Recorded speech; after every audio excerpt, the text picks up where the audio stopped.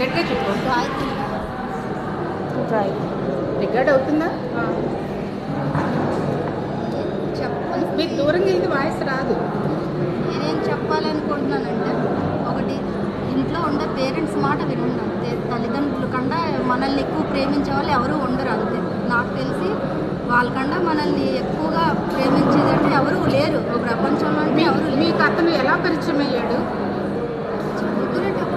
చదువుకునేటప్పుడు మిమ్మల్ని ప్రేమిస్తున్నాను అన్నాడా? ప్రేమిస్తున్నాను. మీరు హిందూ అని తెలుసు, అతను ముస్లిం అని మీకు తెలుసా? తెలియదు. అది చాలా గమనించండి. అతను ముస్లిం అని తెలియదు. తెలియకుండా అమ్మాయిని ట్రాప్ చేశాడు. గాయత్రి అన్న ఒక పేరుకున్న హిందూ అమ్మాయిని ట్రాప్ చేశాడు. తర్వాత మీ పేరు ఎలా మార్చాడు?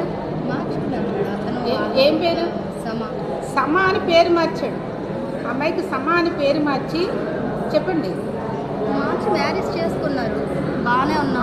తర్వాత నెక్స్ట్ అంతే లైఫ్ అయిపోయింది. తర్వాత ఇద్దరు పిల్లలు. తర్వాత తనకి ఇష్టం వచ్చినట్టు తను చేశారు. ఉన్నాడు అప్పుడు మీతోటి? వదిలివేసి వెళ్ళిపోయాడా? లేదు. నేను చెప్పాల్సింది ఏంటి అంటే అమ్మాయిల గురించి ఒకటే మెసేజ్. అమ్మాయిలంటే ఇంట్లో పేరెంట్స్ మాట వినండి. పేరెంట్స్ మించి మనల్ని ప్రేమించేదంటూ ఎవరు లేరు ప్రపంచంలో. వాళ్ళు రెండు కొట్టినా తిట్టినా సరే మన మంచి గురించే వాళ్ళు ఇచ్చేస్తారు. వాళ్ళు కొట్టారనో తిట్టారని చెప్పి మనం ఇలాంటి పనులు చేసామంటే లైఫ్ అయిపోద్ది అంతే. వాళ్ళకి మించి ప్రేమించే వాళ్ళంటే ఎవరు లేరు అంతే నేను చెప్పవలసింది.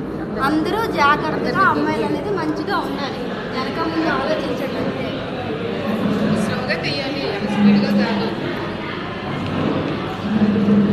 ఎంతమంది అండి ఇక్కడ వరకు?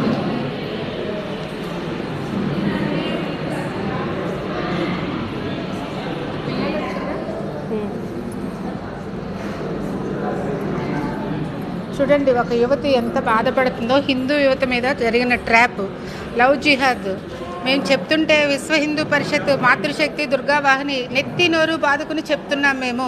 దయచేసి వినండి.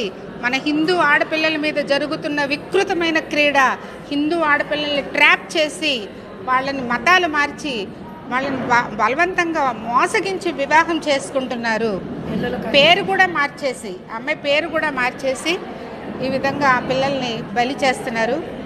దయచేసి అందరూ అప్రమత్తంగా ఉండండి. ఇద్దరు బిడ్డలు కలిసి